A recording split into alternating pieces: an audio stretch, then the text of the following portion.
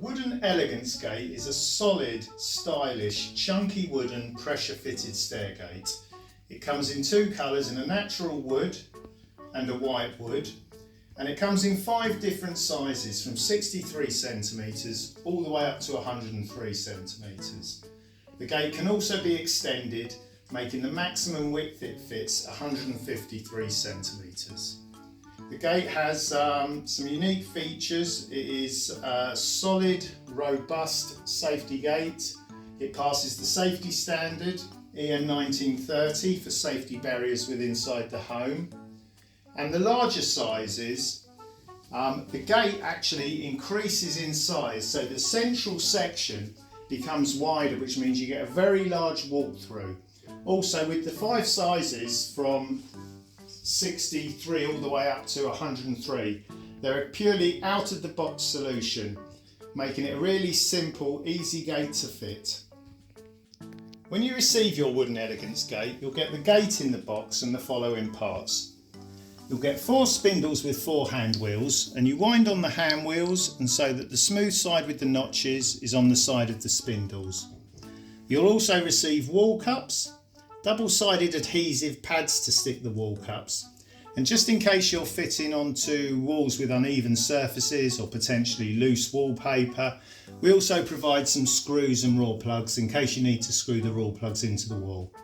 You'll receive a set of instructions, and useful additional tools will be a spirit level, a pen to mark where you're going to be fitting the gate, and a pair of scissors. Okay. To fit the gate, we advise that you release the cable tie at the bottom using your scissors.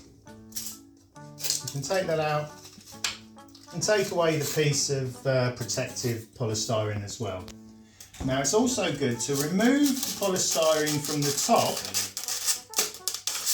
but leave the cable tie in place. This will help you fit the gate easier. If you just squeeze the gate together and tighten the cable tie, it will make the fitting process a lot easier. The Wooden Elegance Gate is a simple gate to fit. Following the enclosed instructions, we take the 4 spindles and slot them into the 4 corners of the gate.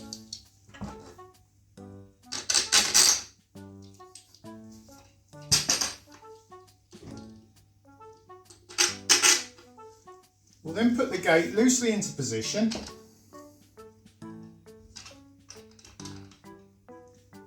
And just tighten the spindles slightly so the gate stays roughly in the position where you want it to fit. You can do this on all 4 corners.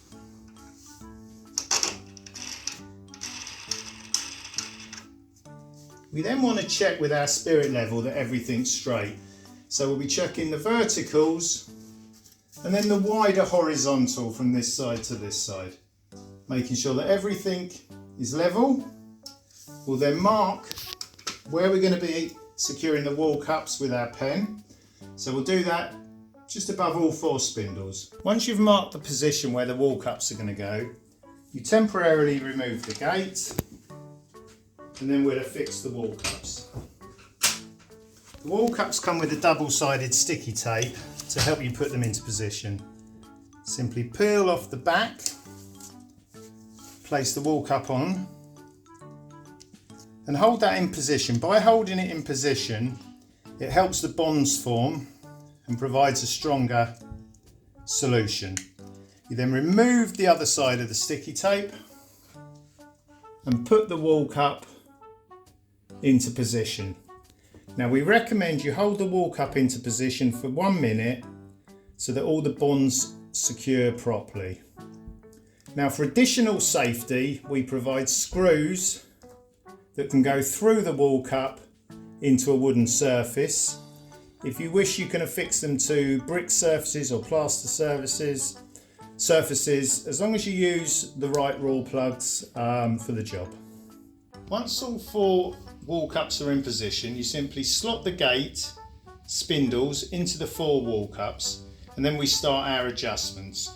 So what we're trying to achieve is that we're trying to achieve equal pressure across all 4 spindles. So that means that the gap between the spindles and the wall cups on both sides are the same. So we'll start by tightening the bottom. And when you feel it bite and it can't move anymore, that means it's fully secure. And then we do the same at the top. So we're trying to start on this side. We're looking for about the same distance of spindle showing.